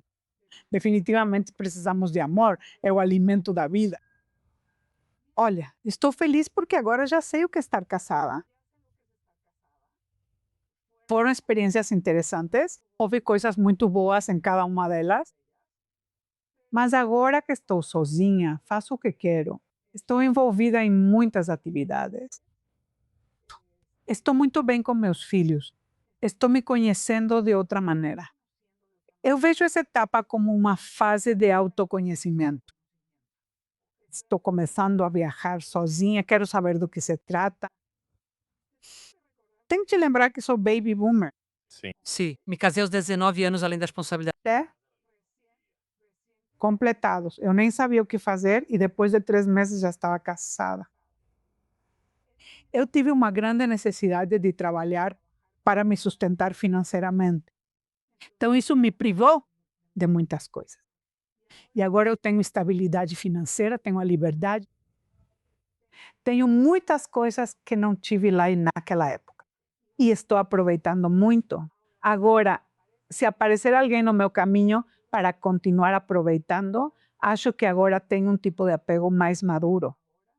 E talvez uma fórmula diferente. Você não moraria mais com ele, ou sim? Não, ok. E se você não tivesse tido filhas? Não por causa delas. Mas você acha que teria ficado com essa pendência? Ou hoje, com o jeito que você sente sua solteirice, acha que não teria precisado disso? Como filhas? Não, desculpa, mas não. Quer dizer, muita gente se casa por causa dos filhos? Muitos mantêm o relacionamento pelos filhos, se divorciam e dizem: já casei e tive filhos, agora vou aproveitar a solteirice e ser feliz. Outras dizem: sinto que se nunca me casar, se eu me casar e me divorciar ou não tiver filhos, sempre vou sentir falta disso. Pergunta, tem gente que quer ter filhos, tem gente que não. Já estamos vivendo numa época em que ter filhos, como era na nossa época, não é mais algo que você tenha que fazer. Era o esperado. Tinha filhos? Não, não tinha essa pergunta, não tinha essa pergunta. Quero ter filhos ou não quero ter filhos? Você não podia não ter? Não tê-los não era uma opção. Se não podia tê-los, já vivia uma tragédia. Na tragédia, porque se você não tinha, era porque não podia. Você era estéril, então aí vinham outras complexidades. Agora as mulheres de hoje podem decidir o que quiserem. Escuchar-te, então você recomenda ouvir assim mesmo. Escuchar-te. Ver qual é a sua verdadeira vocação e não tanto aquilo que te impõem. Dirão. O que vão dizer, esqueça o que vão dizer. Esqueça, como sempre disse. Quando me diziam, fulano falou isso, fulano falou aquilo. E ninguém esquenta meus pés quando eu durmo sozinha. Então, enquanto não esquentarem meus pés, não tenho opinião. Ai, claro, você acha que o amor bonito cresce apesar de... É o melhor que existe. Claro, o amor bonito para mim também não precisa durar para sempre, mas para ser bonito. Exato. E para que seja amor. Porque já vimos muitas coisas que não são amor, que são, na verdade, defesas ativadas de sobrevivência e previsibilidade. Controlar. Claro. Diana, você está do outro lado da moeda, no outro lado da moeda. E você, o que diria? Quer dizer, você já pensou que poderia estar? Quer dizer, você tem um casamento duradouro. Você parece uma mulher linda, com todo respeito. Eu sei que também conheço sua filha e, bom, ela também faz coisas incríveis. Então, de certa forma, você conseguiu. Você faria de novo? Igualzinho. Com o mesmo. Com o mesmo. Apesar de tudo ser tão conturbado. E você acha que foi algo que eles construíram do zero ou que eles já eram muito compatíveis e o resto foi construído depois? Desculpa aqui, poxa, censura, né? Mas, não. Aqui nunca censuramos nada, não mesmo. Eu conheci meu marido no primeiro dia que cheguei ao México, no avião. Quer dizer, como falei, nunca conheci mexicanos bonitos. Então, o que aconteceu aí?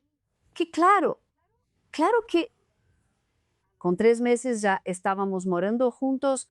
Meus pais estavam loucos de raiva porque eu tinha vindo para ir para Pensilvânia estudar. Quantos anos você tinha? Estou... Ok, também novinha.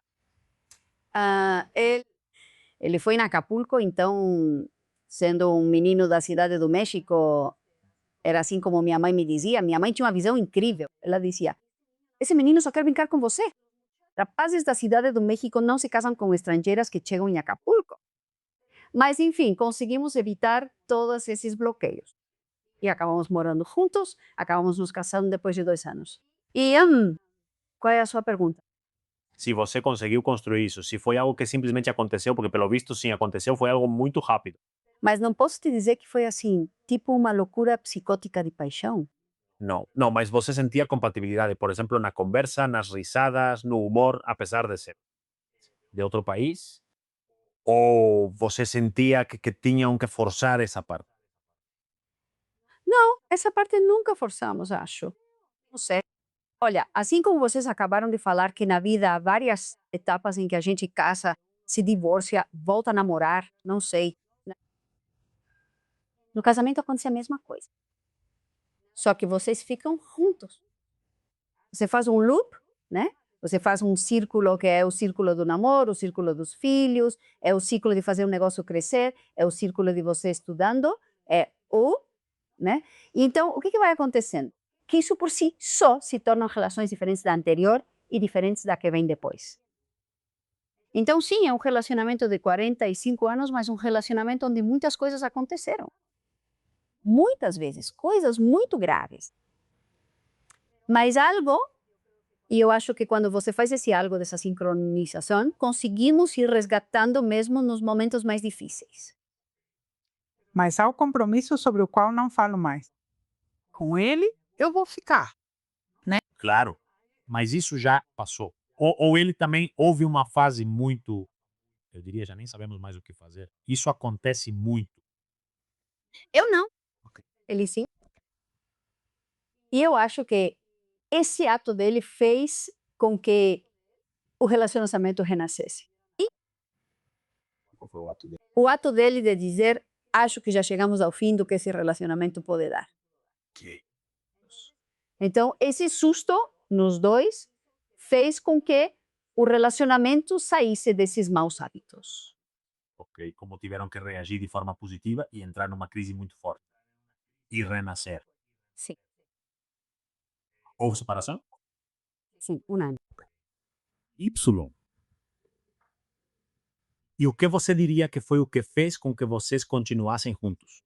Porque, veja, isso acontece muitas vezes.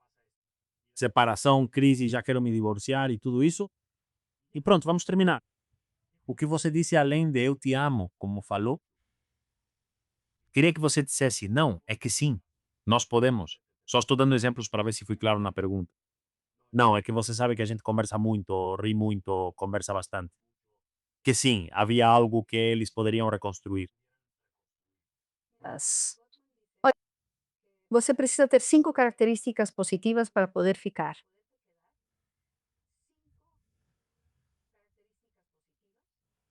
Cinco ações também, né?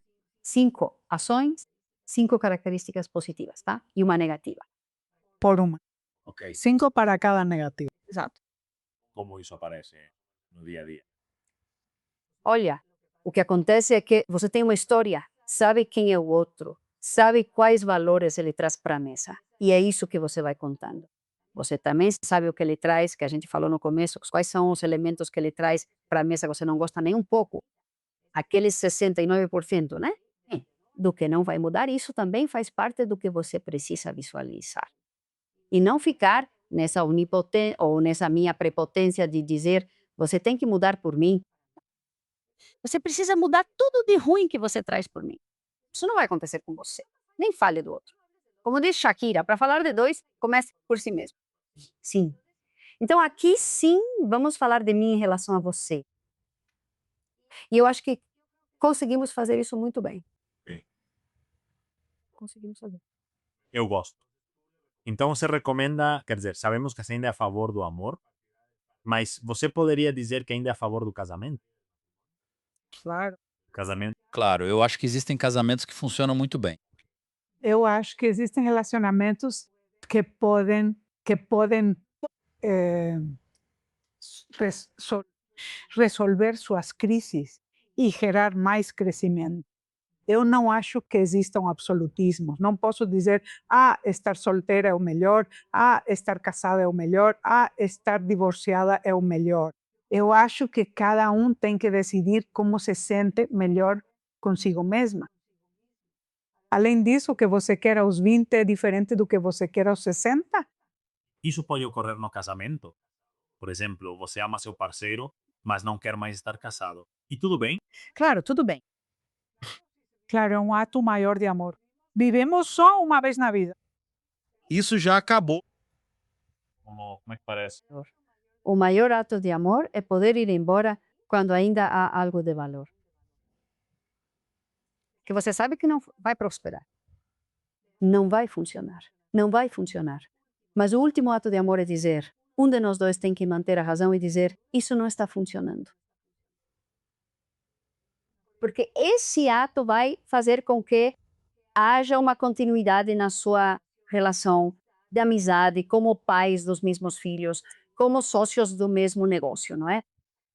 Além disso, o divórcio tem uma grande vantagem. É uma grande oportunidade de autoconhecimento. É uma grande oportunidade. Que as pessoas perguntariam, e para quê? Não, Quer dizer, você entende? A verdade é que muita gente diz, e para quê? Tipo, que bonito se autoconhecer, que bonito crescer e o não. eu acho que você é mais feliz com você mesma, Johnny, quando se conhece. Mas olha, eu vou te mostrar o outro lado. Hoje, não é mais necessário montar um sistema familiar para sobreviver, nem para seus filhos, já que tudo está a um clique. Agora é possível ser feliz sozinho. Realmente essa viagem, quer dizer, Melhor eu fico casada, né? Não, é por isso que as pessoas estão se casando assim. Por que eu vou me submeter a essa viagem de autoconhecimento tão estressante, tão complicada, que vai exigir tanto de mim? Qual é a recompensa? Você vai passar por isso de qualquer jeito. com os 15 parceiros que você terá na vida, sim. Claro, e os problemas do sim. Você terá outro relacionamento que também terminará. E é outro relacionamento que vai acabar, e outro relacionamento que vai acabar. No fundo, passamos a vida construindo relacionamento. Quando você realmente para de desejar ter um parceiro, eu acho que é numa idade mais avançada. Aos 80. Eu não sei. Não. Eu acho que muitas mulheres aos 60 já dizem, daqui já era, esse já foi. Sim, muitas viúvas dizem, eu não faço mais isso. Sim, mas também é um presente da vida. É um presente da vida ter tido um relacionamento satisfatório com a qual você pode... É como um bom vinho, é como um bom champanhe, né? Tipo, nossa, semana passada aquele vinho estava maravilhoso, né? Poder ter a memória para dizer, isso é alimento para a alma. E mesmo que agora eu nunca mais tenha um parceiro, esse parceiro está internalizado em mim, é meu objeto, sim, com quem estou em contato o tempo todo. E esse contato é suficientemente bom para seguir a vida e aproveitá-la de forma criativa, né? Viajando, como a Eva dizia. Você diria, ou o que diria que é a maior recompensa de considerar um casamento? A companhia? Ou a satisfação? Ou o quê? Qual? A conexão emocional. Quiera. Qual seria para você a maior recompensa de ter conseguido um casamento se pudesse escolher apenas uma? Nós ter construído uma história juntos. Ter essa foto, essas fotografias que, para mim, Diana, são de muita importância. Essa continuidade. Eu sou filha de uma mãe que se casou 5 vezes.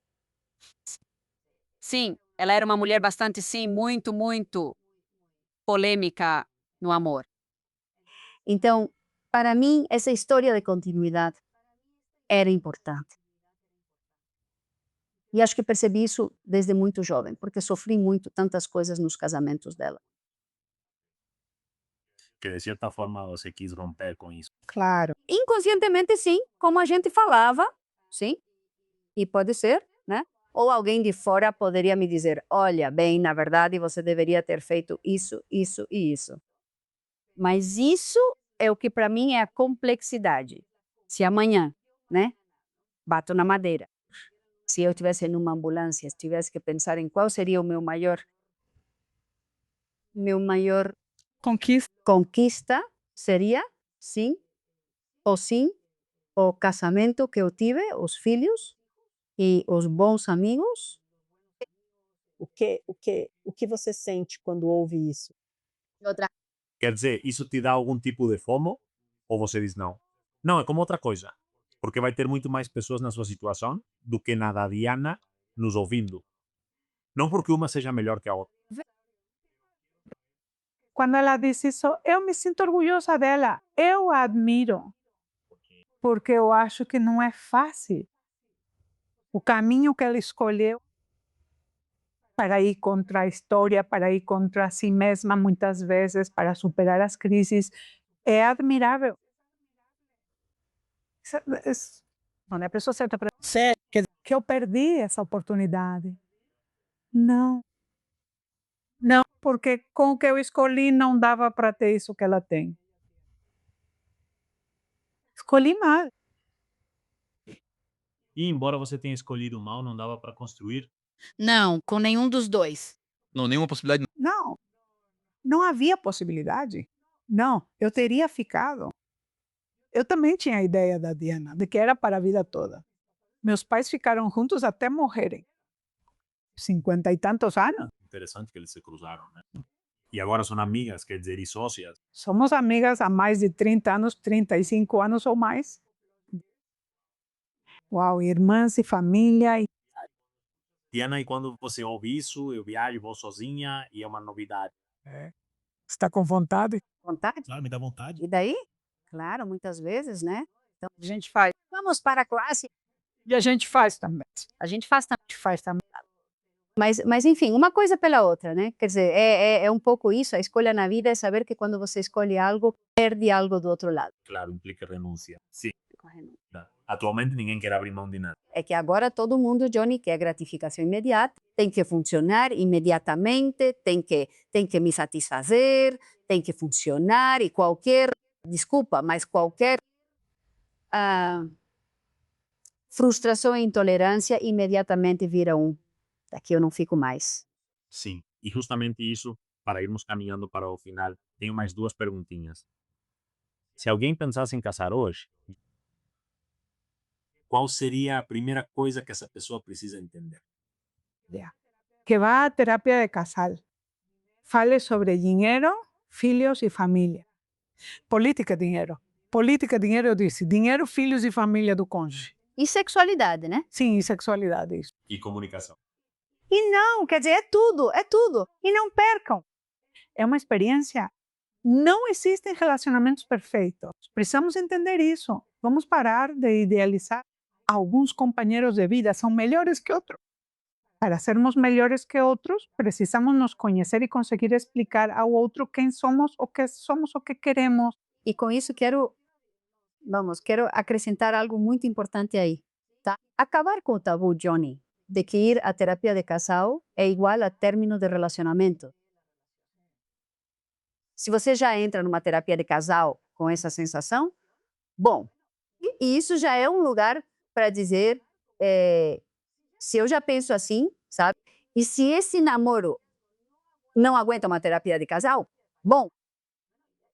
E tem relacionamentos que chegam à terapia de casal quando já estão muito quebrados, é quando chegam e não tem mais o que fazer, é quando chegam. Mas eu também, antes saiu uma matéria acrescentando, isso que dizem é, sim, façam terapia, façam cursos, meditem, leiam livros, usem todas as ferramentas que puderem, porque tudo ajuda se vocês aplicarem. Exato. Muitos acham que só ir à terapia resolve, mas já prejudicaram o próprio corpo. Depois saem de lá e nos outros 6 dias não fazem nada. Lêem o livro, entendem, mas não agem. O mesmo ocorre nos cursos que dou. Apliquem, porque a neuroplasticidade, Exato. toda a programação que fizemos, que já trazemos de fábrica muito distorcida, acontece quando repetimos algo diferente do que viemos fazendo todas as semanas. É isso. Então, coloquem em prática. Última pergunta. Eu poderia ficar com vocês, né? Já sabia que seria bom, mas foi delicioso. Espero que tenha sido assim para vocês e para quem nos ouve. E vamos ver se a gente repete isso. Claro, vou adorar, claro. O que vocês diriam para um casal que vocês sabem que se amam? Que sabem que os dois há muito amor ali e não é uma questão de conteúdo, é de forma. Esta traducción en inglés. La traducción en inglés, otras formas, y se están apagando. O que poderiam dizer esse casal? Mas ali, sem crise, ou seja, sem que houvesse crise. Ou se há crise. Não, está na forma. O problema é a forma. E eles estão chegando ao final. Bem, agora eles sentem. Para começar, diria que é preciso definir se existe tanto amor quanto se imagina. Porque se voltarmos a essas partes de novo, a esses... Não. 4 cavaleiros da catástrofe ou do... Como se chama? Sim, do Apocalipse. Do Apocalipse tanto faz. Sim. A crítica e a desprezo, e a defesa e a bloqueio emocional. Mas como é que nos amamos? Não. O desprezo é um ponto a que a gente tem que tentar não chegar. Porque realmente é decisivo. Quando eu já desprezo o outro, isso é o tempo todo, já não tem mais volta. E se não houvesse, se fosse mais uma questão de não conseguirem quebrar o padrão que está desgastando vocês? Mas o padrão de qual seria a definição disso? Essas coisas que falamos e que começam a aparecer, eu vou continuar te perguntando. O que está falhando na comunicação? O como uno, se sim. Vamos pensar que a crítica. Disse sim o como. Claro que existem os 4 cavaleiros. Mas imagine alguém dizendo que o fere. E a outra pessoa, em vez de ouvir, empatizar, escutar, abraçar e todo esse show. Mesmo que o outro tenha dito de uma forma não tão amorosa, mas não agressiva. E então começa a entrar numa escala. Ficam defensivos. Eles ficam na defensiva. Sim. Ou seja, eles não conseguem se conectar. Ninguém nunca. Se não conseguem superar a defesa, não há o que fazer. Não. Quem diz isso é Landebus. Ou não existe uma adaptação diferente? Porque a mulher vai ficar sem falar? Porque geralmente acontece. E o homem vai sair por aí. Quando a defesa é permanente. E quando uma pessoa para de falar sim e já tem algo, ela vai morrendo aos poucos. E é quando empieza a buscar, ou não? Quando você para de expressar o que sente, acabou. Aí que começa a buscar. Começa a procurar outra coisa. Não se começa a procurar outra coisa. Sabe? De acordo. E que, embora não se justifique a infidelidade, como sempre dizemos, quase sempre é um sintoma de algo que não foi feito ao mesmo tempo. Não sei. É um sintoma. Mostra algo que já estava quebrado, né? Sim. É essa parte em que você não para de mentalizar a outra pessoa. Já não tinha mais essa pergunta, já ia me despedir, mas, bom, com vocês eu tenho mais perguntas do que respostas. Adoro. Vocês estimulam muito. O que vocês diriam para a pessoa que está começando um luto por uma separação? Seja um término amoroso ou um divórcio mais formal. Bem, para dar um pouco de esperança, não? Um pouco de resiliência e um pouco de saber que não é o fim do mundo. Não é o fim do mundo. Eu te digo isso por experiência. Não. Do mundo. Em um momento, sim. Meu mundo, não.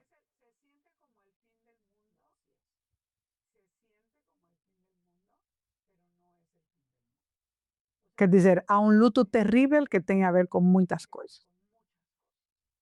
A perda da ilusão, a perda do desejo, a perda do projeto de vida, a perda das amizades. Sim, a identidade. A identidade. Ou seja, se perde muita coisa. É terrível. Você demora um bom tempo. É todo um luto. Sim, sair desse luto. É um luto dificílimo. Eu, que já fiz isso e fiz 2 vezes, posso dizer que é tremendamente doloroso. Mas que tenham paciência, que se escutem e que tentem, quando forem à terapia, não continuar culpando o outro pelo que fez, mas que comecem a olhar para si mesmos. Como participaram nesse rompimento? Dessa forma, então, você aprende e na próxima vez sai melhor. Eliana, o que falaria para quem nos ouve? Não, eu acho que a Eva resumiu bem nesse sentido. Eu realmente acho que é uma dor terrível, terrível. Quero dizer, a gente vê isso no consultório. E é uma dor que persiste. Olha, muitas dessas dores literalmente se enquadram nos diagnósticos do manual, sabe? De TEPT, o DSM-5, do estresse pós-traumático. No sentido de que há flashbacks, há uma sensação de não conseguir seguir em frente. Não é pouca coisa. Não é pouca coisa porque realmente depositamos muito na relação de casal. Embora os millennials, as gerações, não, de geração. Você me digam, ai não, bom, então isso não funciona, eu vou embora. Quero ouvi-los, quero conversar com eles, não é? Uma das minhas filhas se divorciou e foi muito doloroso. Mesmo tendo todos os motivos, os dois, foi de comum acordo. Foi tudo que você possa imaginar. Quando essa ilusão de pertencimento se quebra, de ser parte do outro e ver que você não conseguiu fazer dar certo e o outro também não, dói muito. É como se você perdesse algo muito valioso. Há uma morte de um ego, ou seja, de uma parte da sua vida, sim, de identidade. Além disso, se voltarmos a como começou a sessão, a nossa sessão de hoje tem a ver com as projeções. O que foi feito e tu que projetei em você? De volta? Vai voltar para mim? Eram partes minhas que eu não queria. Sim, dá para ver. Que tudo que eu não gostava em você eram partes minhas. Podemos continuar. Quiero aproveitar essa oportunidade para convidar as pessoas, porque aqui no Comigo Conquista tu Mundo nós temos uma academia e dentro dessa academia temos um curso completo com acompanhamento e sessões semanais sobre luto amoroso. E acreditem, é maravilhoso o que acontece quando você se dá uma oportunidade de aprender coisas que não sabiam, que ninguém ensinou. Ter a perspectiva de outras pessoas que estão vivendo a mesma coisa e todos nós nos sentimos acompanhados ali. Então, se quiserem participar, cliquem no link que está abaixo da descrição e, obviamente, inscrevam-se no canal para continuarem recebendo esse tipo de conversa e poderem ter uma perspectiva muito melhor. Deem um like porque assim vocês nos ajudam a ajudar outras pessoas, já que o algoritmo nos recomenda e, acima de tudo, não deixem de conferir o podcast e as redes sociais de Eva e Diana. Quais são? Calladitas no, @calladitas no. @calladitas no. Eu adoro o nome.